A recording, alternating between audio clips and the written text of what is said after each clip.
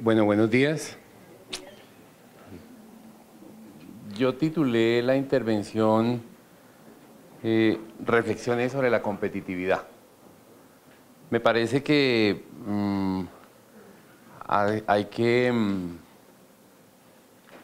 hay que ver la competitividad desde, no como algo que es determinístico, sino reflexionar sobre cómo se gestiona o cómo se logra más bien la competitividad. Y lo primero que hay que decir es que cuando uno mira las ciudades en el mundo, ¿no hay pasador? Cuando uno mira las ciudades en el mundo y uno revisa lo que están haciendo otras ciudades y regiones, encuentra varias características. Una primera característica es que hacen de la calidad de vida un objetivo, un objetivo de política y un atributo. Es decir, son atractivas por la calidad de vida que ofrecen y orientan sus políticas a crear condiciones de calidad de vida. El mismo Michael Porter señala que el objetivo de la productividad es elevar la calidad de vida. A veces esa partecita se olvida y se piensa que la competitividad es solamente un criterio económico. Entonces, uno mira a otras ciudades en el mundo y encuentra esa primera característica. La calidad de vida es un objetivo de política, pero es un atributo. La gente viaja a las ciudades porque ofrecen calidad de vida y se localizan en esas ciudades. Pero la otra característica que uno va encontrando hoy en día es que definen su vocación productiva y cuál es la especialización inteligente del territorio. Y eso lo hacen con un propósito, con el propósito de poder crecer, con el propósito de generar riqueza y consideran el mercado interno y fortalecen el mercado interno y el posicionamiento internacional. Y lo hacen en condiciones de formalidad. Esa es otra característica que encuentra uno. Otra tercera característica es que desarrollan procesos de articulación más que de integración. A veces nosotros en Colombia nos gastamos la vida pensando en cuál es el mejor esquema de integración y ahí vamos, haciendo proyectos para ver cómo nos integramos y lo que encuentra uno es que identifican temas, proyectos, objetivos comunes y desarrollan esquemas para articularlo y para gestionar esos problemas. Y un elemento que es importantísimo es que gestionan estratégicamente su desarrollo con visión de futuro. Ese es un elemento central y ahora en la segunda parte vamos a compartir con ustedes cómo estamos intentando desarrollar buena parte de todos estos principios. Y logran consensos entre el sector público y el sector privado. Eso es un elemento central. Hoy la gestión del desarrollo estratégico de las ciudades es muy importante como para dejársela solamente al sector público. La gestión del desarrollo tiene que comprometer al sector privado. La gestión del desarrollo tiene que comprometer a la comunidad, a los ciudadanos. Es decir, tiene que avanzar hacia un modelo de gobernanza en un esquema de articulación. ¿Y por qué? Porque cuando también uno mira cuáles son, en dónde están las ciudades prósperas, encuentra uno que las ciudades prósperas se encuentran en regiones prósperas. Es difícil encontrar ciudades prósperas en regiones que no lo son. Y cuando uno mira más en el fondo y trata de encontrar cuáles son las razones que les han permitido, encuentran varias características que son claves. Es que no se han quedado en la teoría, sino que han avanzado a la forma de gestionar esas condiciones. Entonces se conectan, se articulan, y se conectan con sus municipios vecinos, y se articulan y se conectan en términos de construir la ventaja competitiva, ventajas para competir. Y esas ventajas para competir, entonces uno lo que encuentra es que los que tienen más éxito son aquellos que logran construir esas ventajas para competir. Y con esas premisas, entonces uno se pregunta cuando mira uno la región central, que se constituye, y entonces uno dice la región central la integran Bogotá, Cundinamarca, Boyacá, Meta y Tolima. Y pues hace un ejercicio de sumar cosas. A veces la suma no quiere decir que esa suma sea tan real, simplemente lo que uno mira y dice, ¿cuál es la participación de esta región en el Producto Interno Bruto del país? Es que el 41% del PIB. Pero ese 41% del PIB tiene en la región, la mitad está en Bogotá. Bogotá genera el 26% de ese 41% del Producto Interno Bruto del país en esa región. Si lo suma uno con Cundinamarca, pues estamos hablando que el 31% de la región central está entre Bogotá y Cundinamarca. Si lo analiza uno en términos de la población, también encuentra otra cosa que es muy importante, el 30% de la población nacional vive en esa región central, pero el 21%, el 22% está en Bogotá y Cundinamarca. Quiere decir que ahí empezamos a mirar que es una región que tiene unas altas heterogeneidades en términos de dónde está la población y dónde está la actividad productiva. Si uno mira también en términos de la estructura productiva diversificada que tiene la región, pues encuentra uno que Bogotá es una ciudad donde predominan los servicios, la industria, en Cundinamarca pues está la agricultura y la industria, en Boyacá es más agrícola industrial, en el Meta la minoría y en el Tolima es la agricultura y los servicios. Quiere decir que tenemos una región con una alta heterogeneidad económica, que tiene unas zonas en donde hay unas actividades mucho más concentradas en servicios o en industria y otras que están en unas condiciones o en unas actividades más de agricultura y de servicios. Y si lo mira uno en términos de crecimiento, pues encuentra uno que esta región en conjunto pues ha tenido un crecimiento de 6,5 en los últimos años. Y Bogotá pues tiene un peso muy gigantesco en ese comportamiento de esa región. En el mercado de trabajo, 1 de cada 3 ocupados del país está aquí en esta región. Esta es una región que genera casi más de 6 millones de ocupados que están trabajando. Pero si uno suma en dónde están los ocupados, pues 4.1 millones y 1.3 millones están en Bogotá y Cundinamarca, o sea, 5.4 millones de los ocupados de la región están en Bogotá y en Cundinamarca. Es la principal plataforma empresarial del país, es el 42% de las empresas registradas en las cámaras de comercio están en esta región. Llama la atención de esa característica, por ejemplo, si uno mira el número de empresas que hay en Bogotá y Cundinamarca, que son 380.000, de las cuales 340.000 están en Bogotá, pues es una cifra superior a todas las empresas que hay en Antioquia, incluido Medellín, más todas las que hay en el Valle del Cauca, más todas las que hay en Bolívar, más todas las que hay en el Atlántico, más todas las que hay en Santander. O sea que aquí está la mayor plataforma empresarial de Colombia. Y si uno lo mira en términos de cuáles son las empresas más grandes o más extranjeras que tiene el país, pues de 3.000 y pico de empresas que hay en Colombia, 1.572 están en Bogotá. O sea que esta región tiene una característica que es importante, es que el principal nodo de articulación con la economía mundial está aquí en la región central, que es Bogotá, y es donde están las empresas, el mayor número de empresas con capital extranjero. No quise incluir varios elementos pero también son importantes cuando uno mira la región central.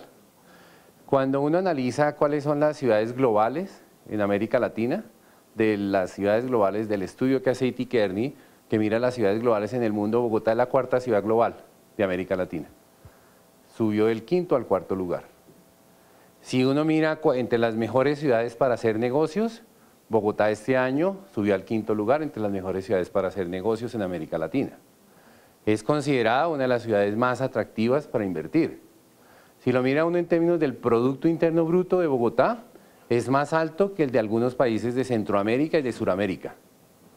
Si lo mira en términos del tamaño de población de Bogotá, es la 6ª en comparación con otras ciudades grandes de América Latina. Es decir, esta región tiene un territorio que se llama Bogotá, que es la más, digamos, destacada en el contexto de América Latina.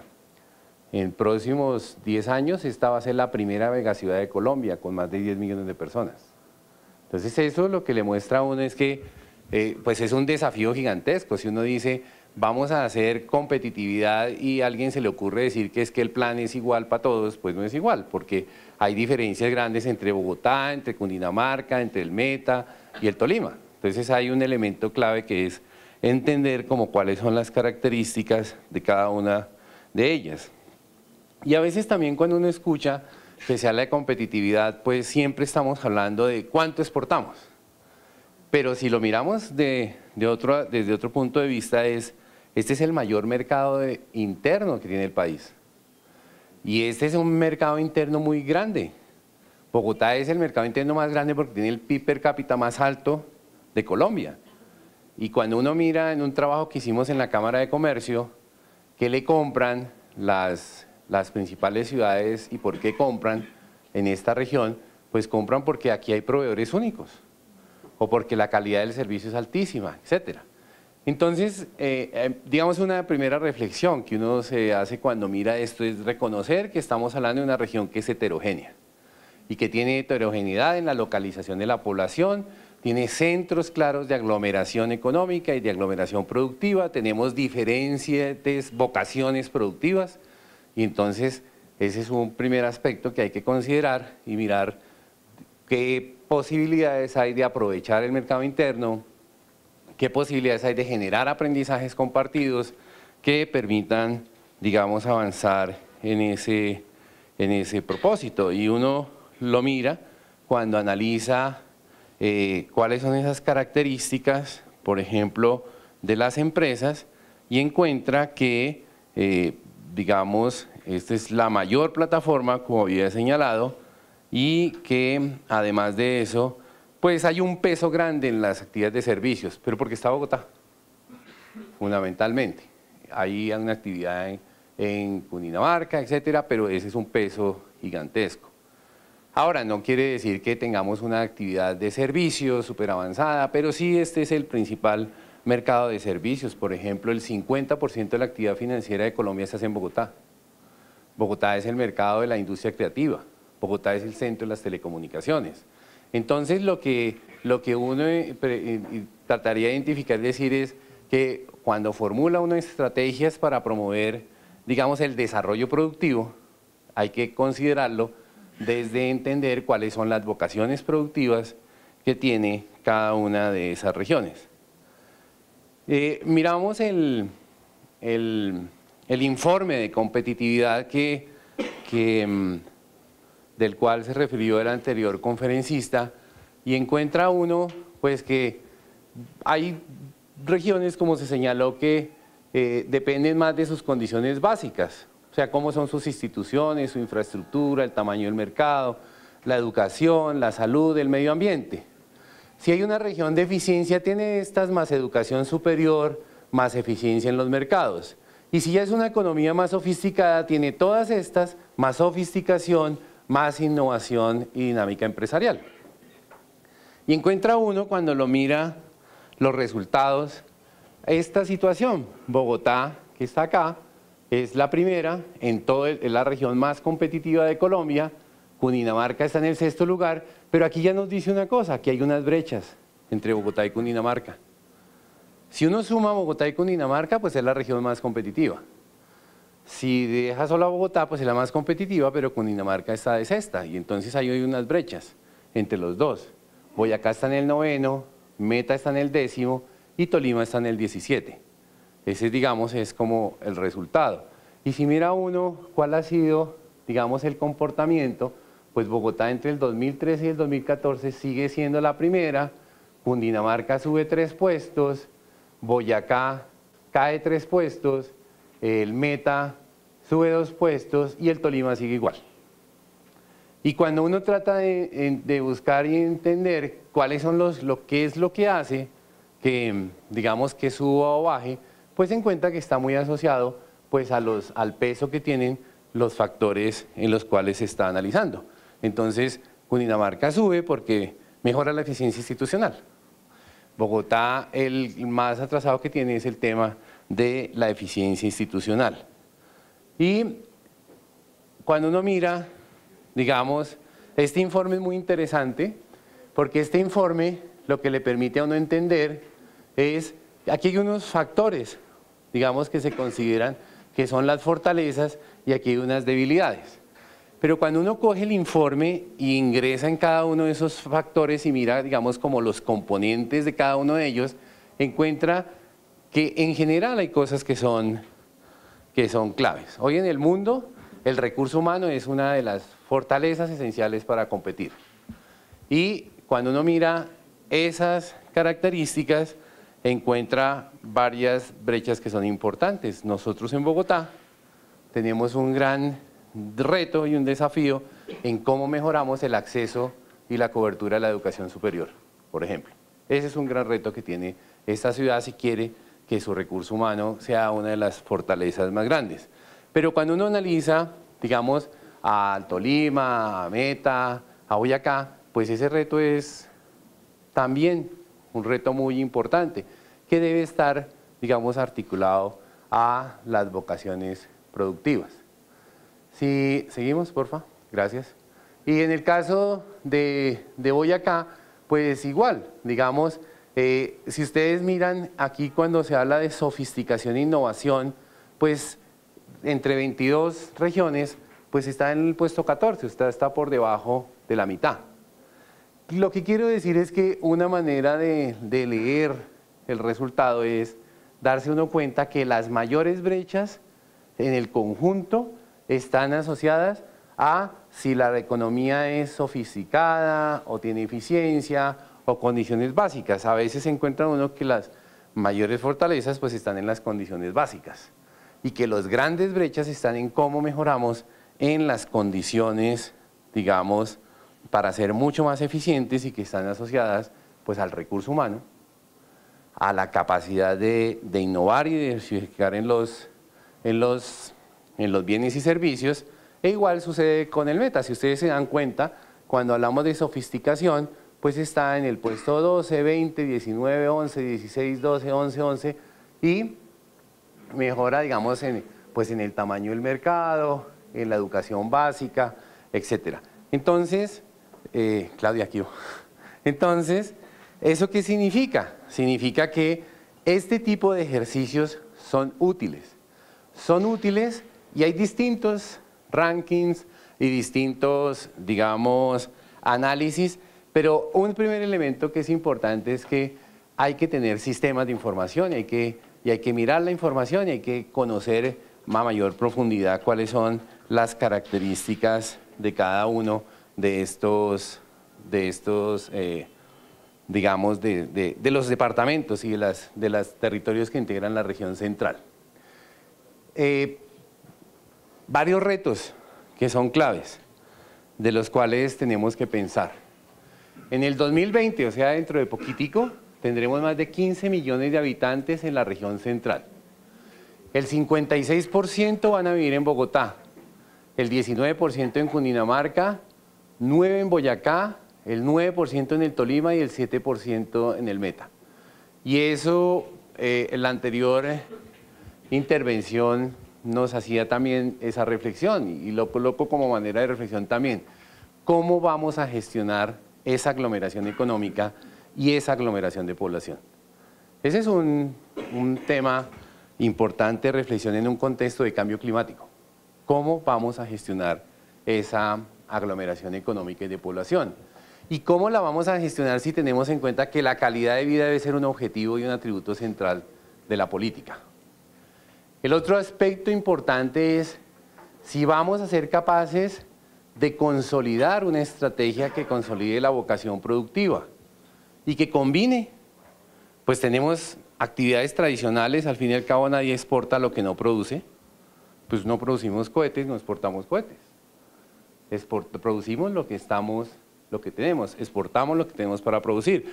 Entonces ahí viene el desafío, es cómo sofisticamos, cómo le incorporamos valor, cómo avanzamos y creamos condiciones para que se desarrollen esas actividades productivas. Y aquí hay una reflexión que también hay que hacer, digamos, en todas las regiones de Colombia. ¿Cuáles son los atributos que tenemos que desarrollar para fortalecer esa vocación productiva? ¿Cuáles son esos atributos en términos del recurso humano? ¿Cuáles son los atributos en términos de la infraestructura tecnológica, del conocimiento, de la innovación? ¿Cómo vamos a fortalecer la capacidad de asociatividad para que esas pequeñas empresas, cuando uno mira de esas 400 y pico mil empresas, pues el 80 y pico % son micro, son empresas pequeñas? Entonces, ¿cómo vamos a crear condiciones de asociatividad, de trabajo compartido, de articulación productiva? ¿Cuáles son las estrategias de emprendimiento? ¿Cómo esa estrategia de emprendimiento, cómo se articula a esa consolidación de la vocación productiva? ¿Con qué instrumentos vamos a promover ese emprendimiento? O sea, estoy tratando de reflexionar sobre dar el paso de la discusión teórica a la práctica. Si el esfuerzo que deberíamos hacer está más centrado en cómo gestionamos, cómo aprendemos buenas prácticas para gestionar ese tipo, digamos, de desafíos. ¿Y cómo hacemos para tener un entorno favorable que permita el desarrollo de la actividad productiva en condiciones de sostenibilidad y de formalidad? Aquí hay unos proyectos, cuando uno mira y hablamos de las regiones, todos hablamos de tener una agenda de proyectos y una agenda común. Pero a veces uno se pone a mirar y pasan los años y seguimos con la misma agenda de proyectos.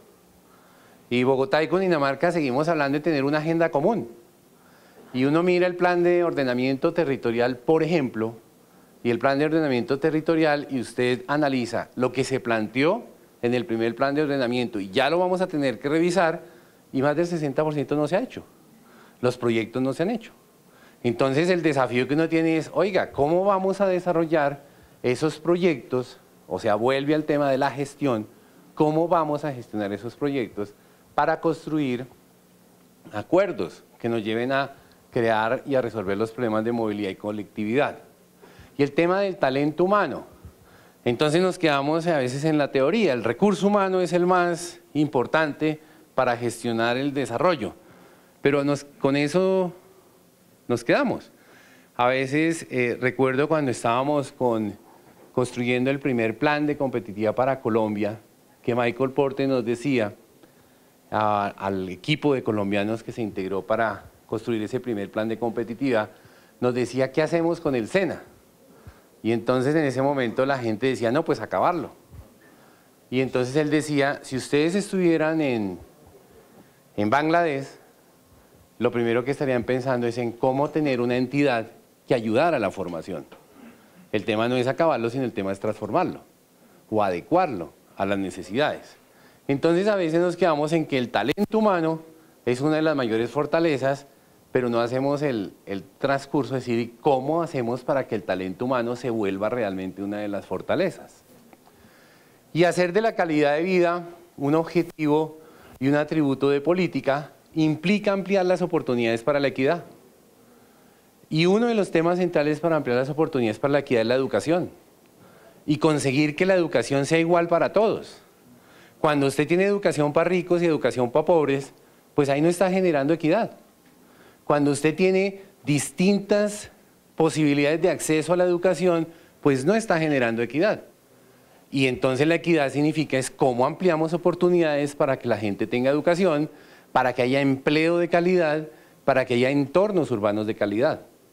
O sea, si uno está mirando la competitividad como la calidad de vida como el resultante de la competitividad, pues eso hay que superarlo porque hoy en día la calidad de vida tiene que estar par y paso, porque regiones con calidad de vida son regiones que construyen condiciones más favorables para la competitividad. Y el otro punto que es el de la articulación público-privada. Entonces, ese es un desafío, ese es un reto muy importante, porque cuando uno mira las experiencias internacionales, le hablan a uno de la articulación público-privada es fundamental. Pero aquí no somos capaces de ponernos de acuerdo. O sea, no somos capaces de ponernos de acuerdo porque no tenemos confianza, no creamos confianza y porque además de eso no avanzamos a entender cómo gestionamos el liderazgo. Esas son algunas reflexiones que quería, digamos, compartir con ustedes y contarles una experiencia que estamos haciendo. Y esa experiencia se llama Bogotá Escenarios 2025. Y esa experiencia de Bogotá Escenarios 2025 la empezamos a desarrollar, llevamos 2 años, porque nos dimos cuenta que mucha gente nos decía que esta ciudad necesitaba tener una visión, que para dónde íbamos. Entonces nos llamaban a la Cámara de Comercio y nos proponían alianzas para hacer una visión. Entonces habían unos que nos decían hagamos una visión, o en distintos escenarios se planteaba una visión, si era en la Comisión de Competitividad que hacer una visión, etc. ¿Y cuál era el contexto que es el real, que muchas veces nos enfrentamos? Pues un escenario de polarización entre el sector público y privado, con mutua desconfianza y poco diálogo constructivo. Que eso es lo que uno ve en muchas regiones.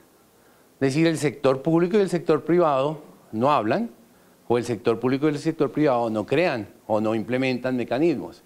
Pero había una demanda de sectores por tener una visión de la gestión del desarrollo de la ciudad y de la región. Y nos planteaban que había que construir ese proceso. Y cuando empezamos a mirar el proceso, entonces la primera idea, ¿cuál era? Hagamos un foro. Hagamos un evento de 2 días y llamemos un poco de expertos para que nos digan, pues, cuál es el desafío. Y la gente viene, saca su libro y se va, y no vuelve. Y entonces nos dimos cuenta, nos pusimos a mirar otras ciudades en el mundo y encontramos varios factores críticos de éxito. Que un proceso de construcción de futuro tiene que ser desarrollado entre el sector público y el sector privado. O sea, no puede ser una tarea solo del sector público, ni puede ser una tarea sola del sector privado. Eso tiene que convocar al sector público y al sector privado para construir una visión de futuro. En segundo, que necesitamos un componente metodológico, que hay que saber hacerlo. No es simplemente reunir a la gente a que, digamos, cada uno diga lo que hay que hacer y se va, y se lo deja a otro para que lo haga. Y el tercer aspecto es que necesitamos avanzar hacia un liderazgo colectivo. Un liderazgo colectivo para mantener el proceso. Y hay un cuarto aspecto, que hay que hacer acuerdos sobre la vocación productiva. Eso es, digamos, lo que uno mira en Bilbao, Barcelona, Toronto, las ciudades en el mundo y muchas regiones tienen esos elementos que son centrales. Articulación entre el sector público y privado, hay que tener un componente metodológico, hay que avanzar hacia el liderazgo colectivo y hay que hacer acuerdos sobre la vocación productiva. Y entonces nos pusimos a mirar y dijimos, oiga, ¿cómo está la gobernanza en Bogotá y Cundinamarca?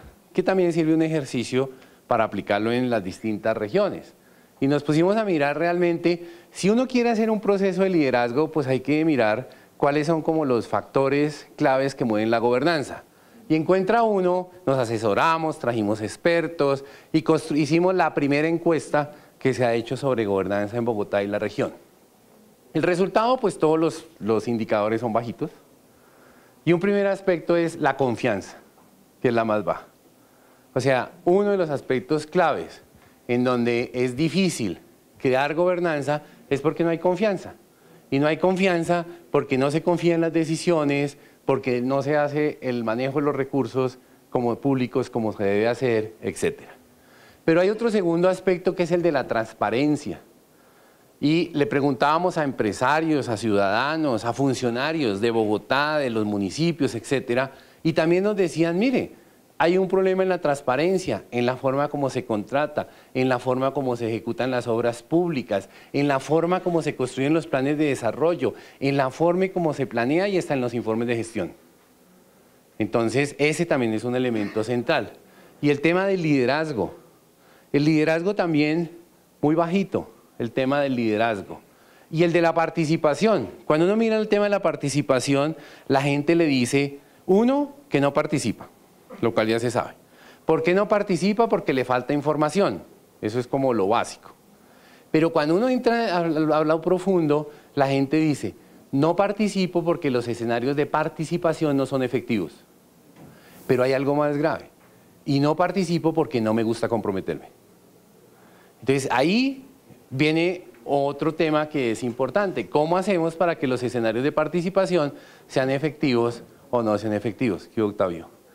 Y en el tema de la estrategia compartida es también otro de los temas importantes. Tenemos diferencias en la estrategia compartida.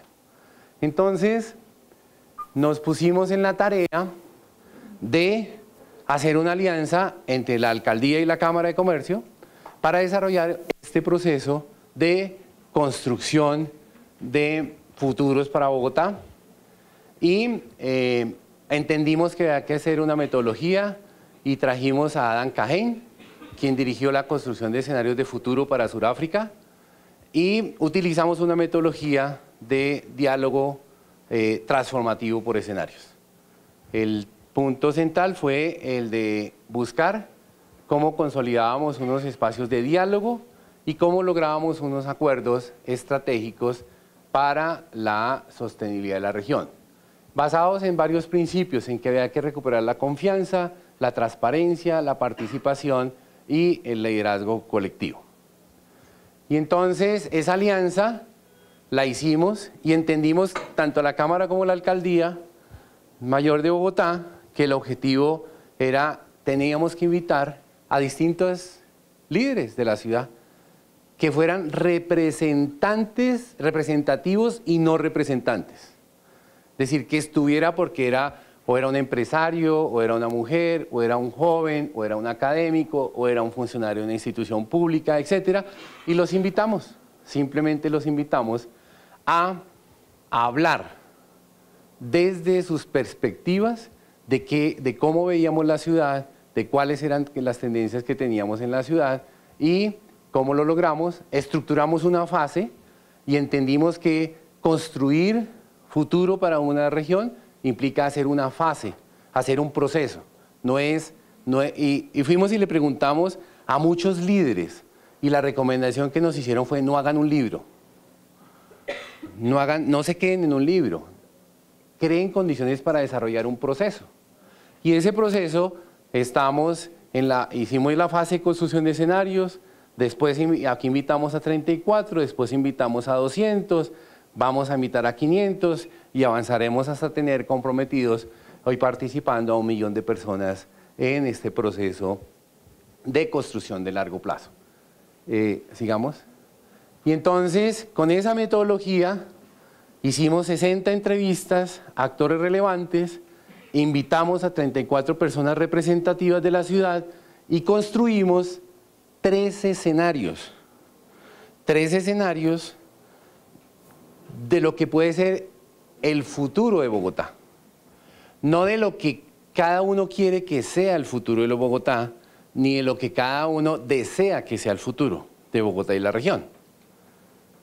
Y simplemente les quiero, que es mucho más fácil y más sencillo, invitarlos a escuchar este video en donde de manera muy sencilla se explica Bogotá tiene un enorme potencial que no estamos aprovechando plenamente, en parte por nuestra dificultad para construir acuerdos sobre el futuro. Como resultado, la ciudad cambia constantemente de rumbo. Y en esa medida es normal que no lleguemos muy lejos, como logremos mayores avances en calidad de vida. Si continuamos con el tire y afloje de los distintos intereses, la falta de confianza y la polarización, seguiremos aplazando decisiones que necesitamos en la ciudad. La mejor forma en que podemos tomar esas decisiones es incluyendo a todos los sectores de la ciudad. Bogotá es diversa y tenemos que reconocer ese hecho para definir un rumbo. El problema es que cuando se reúnen personas con distintas miradas, resulta muy difícil lograr un acuerdo. O sea que, además de los desafíos que enfrenta la ciudad, tenemos que considerar la dificultad del diálogo, los inevitables y profundos desacuerdos. Otras sociedades han demostrado que es posible superar estos desafíos con un método de diálogo que ha tenido éxito en distintos lugares del mundo. Justamente el método que vamos a utilizar acá acá en Bogotá en el proyecto Bogotá 2025. La idea es que esto nos permita tomar decisiones sobre el futuro de la ciudad y claro está, que nos permita comprometernos con esas decisiones. El método se llama planeación transformadora por escenarios y vale la pena explicar en qué consiste para entender por qué resulta tan efectivo. La clave está en construir un lenguaje común entre personas de diversos contextos. Para lograr ese objetivo, lo que hicimos en Bogotá 2025 fue conformar un grupo que tuviera muchas formas de ver la situación de nuestra ciudad. Llamamos a personas representativas, estudiantes, empresarios, líderes sociales, servidores públicos, profesores universitarios, miembros de instituciones internacionales y en general a 34 personas diversas que conocen la ciudad desde su propio punto de vista. Luego los invitamos a escucharse. Solo eso, nada de planes y negociaciones. Lo primero era reconocer al otro. Cada cual trajo sus actitudes, su interpretación de lo que está pasando y su visión de las oportunidades. Mejor dicho, hemos iniciado un proceso de diálogo gracias a la diversidad y no a pesar de ello. Después de esto, llegamos al punto crítico, los escenarios. ¿Qué es un escenario? Es una representación de lo que puede ocurrir con Bogotá en el futuro. Y la clave está en la palabra puede. No se trata de predecir qué va a pasar con la ciudad, pues no hay un único escenario, y tampoco qué es lo que queremos que pase. La idea es mucho más simple: identificar futuros posibles de Bogotá en los que convergen las distintas visiones de los participantes. Entonces, ¿en qué vamos a Bogotá 2025? Hemos identificado 3 escenarios posibles, pero antes de contarles cuáles son, hay que aclarar un par de cosas. Lo primero es recalcar que los escenarios son un punto de referencia, no son metas o recomendaciones. Obviamente pueden pasar otras cosas con la ciudad, pero a partir del diálogo entre los 34 miembros del grupo, emergieron estas 3, los 3 escenarios. En ellos, el liderazgo resultó siendo el tema central. Y hay una segunda aclaración. Cada escenario está acompañado de una metáfora. Son metáforas de animales que expresan distintas formas de liderazgo. Al principio esto sonará un poco extraño, pero hay una razón. Las metáforas condensan ideas complejas. Son una forma de llevar el mensaje a todas partes. Y eso es algo que necesitamos. Ahora sí, veamos los 3 escenarios. Paso de los cangrejos. Es posible que Bogotá camine hacia el futuro como los cangrejos. Los cangrejos avanzan de lado, son lentos y descoordinados, y además tienen sus pinzas listas para defenderse. Este escenario representa los conflictos de intereses entre los distintos sectores de la sociedad y la falta de acuerdos, en particular cuando se consideran asuntos de la población. La idea es que si cada cual tira para su lado, nadie cumplirá con sus propios objetivos, porque todos van a frenar las acciones de los demás. Por eso, la indiferencia y el escepticismo son las características principales del recorrido errático de la ciudad, pasos hacia adelante y hacia atrás. Así, por ejemplo, no se construye la infraestructura adecuada para el transporte público, los transportes se vuelven todavía más graves, sin lograr contaminación, etc. Eso no quiere decir que todo será mal. Seguiremos creciendo y seguirán pasando cosas muy positivas, como el papel central que juega Bogotá en el contexto cultural latinoamericano. Vuelo de los gansos. Es posible que Bogotá vuele hacia el futuro como los gansos. Este escenario representa la posibilidad de llevar una misma dirección, pero alternando el liderazgo. El ganso que va en la punta de la formación es el que más debe luchar contra el viento, y con el tiempo se cansa. Sin embargo, esto no es grave, porque otro ganso toma la punta y la formación se fusiona. En términos más concretos, lo que expresa esta metáfora es la posibilidad de tener un liderazgo plural que estaría en manos de diferentes sectores de la ciudadanía. Mejor dicho, si continúa la decepción generalizada con los caminos políticos, es posible que emerjan nuevas formas de liderazgo que empoderen a los ciudadanos para realizar acciones colectivas de gran escala. Esto, gracias a las nuevas alternativas tecnológicas que nos permiten la pedagogía, la movilidad y la economía, entre otros. Por supuesto, en el proceso se generan tensiones, pero en últimas, la idea de este escenario es que el destino de la ciudad no depende exclusivamente del poder político o de las instituciones tradicionales. Panal de abejas. Es posible que Bogotá funcione como un panal de abejas. Las abejas son un animal social y trabajan juntas de forma muy organizada. Este escenario se caracteriza por el liderazgo institucional y el trabajo coordinado de todos los sectores de la sociedad, representado por las demás ciudades. La idea es que en medio del escepticismo y el anhelo de una mejor ciudad pueden surgir líderes institucionales que abandonen los vicios de la política tradicional y paulatinamente se vaya recuperando la confianza en el sector público y exista un mayor compromiso de los habitantes con la ciudad. En este escenario existen 3 premisas fundamentales: que la continuidad entre los distintos gobiernos es indispensable, que que la inequidad es el gran problema de nuestro tiempo y que es necesario vincular a la ciudadanía en la construcción del futuro de la ciudad, porque el poder político por sí mismo no es suficiente. El panel funciona porque cada cual cumple un rol con guías a mejor. Y ya, esos son los tres escenarios. Lo siguiente es preguntar, bueno, ¿y cuáles son las implicaciones de cada uno de esos futuros? ¿Cuáles son las consecuencias de que pase A o que pase B? Esa información es absolutamente esencial. Con ella podremos tomar decisiones y tendremos que empezar a diseñar planes de acción que nos comprometan a todos con el rumbo de la ciudad. Es en este punto que el diálogo se vuelve un ejercicio transformador. Por supuesto, una cosa es el diálogo mismo y otra la diseminación de las ideas que surgen ahí. Todo depende de que como sociedad seamos capaces de unirnos en esta conversación. Eso incluye a los miembros de este proyecto, pero también es algo que te involucra a ti, porque en la medida en que tú haces parte de él, lo que empieza como un pequeño grupo puede resonar en toda la sociedad. Es por eso que desde ya queremos dar a conocer lo que está pasando. ¿Qué opinas de estos escenarios? Puede que sientas un impulso de interpretar estos posibles futuros como deseables o indeseables, pero recuerda, los escenarios son una provocación, también una pregunta. Si el futuro de la ciudad depende del liderazgo, ¿cómo vas a liderar tú? Nada está definido, todos los escenarios son posibles y todos tienen su razón de ser. Es algo que seguiremos dialogando al interior de Bogotá 2025, pero sobre todo es algo que como sociedad debemos resolver.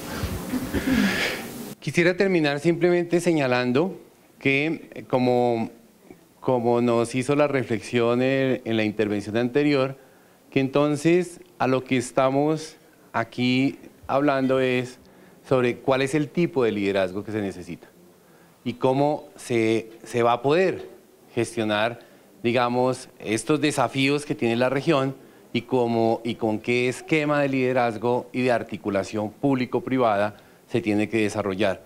Hoy ya hemos avanzado, estamos en las implicaciones, se han identificado 6 temas en el cual hay que trabajar para desarrollar esos escenarios y analizarlos, y seguimos avanzando en la convocatoria a muchas personas, con las dificultades que nos han señalado. ¿Cómo construimos red? ¿Cómo gestionamos la red? Con otra dificultad importantísima es que en cualquier proceso de estos es cómo hace uno para que el liderazgo individual se vuelva un liderazgo colectivo. ¿Cómo hace uno para que el que se sienta en un escenario asuma su responsabilidad y no tenga siempre su agenda oculta? Porque es muy natural, estamos acostumbrados a eso, que vamos a cualquier escenario y todo el mundo quiere poner su agenda y que se incorporen esos temas. Entonces, para cerrar, muchas gracias, y la reflexión está, quise colocar más bien esos aspectos de reflexión, que es necesario pasar que es necesario pasar a la acción, y que el gran reto que está es en cómo gestionamos los proyectos, cómo gestionamos el liderazgo, cómo gestionamos la articulación y cómo hacemos que las soluciones realmente se traduzcan y se vean y que tengamos resultados efectivos. Muchas gracias.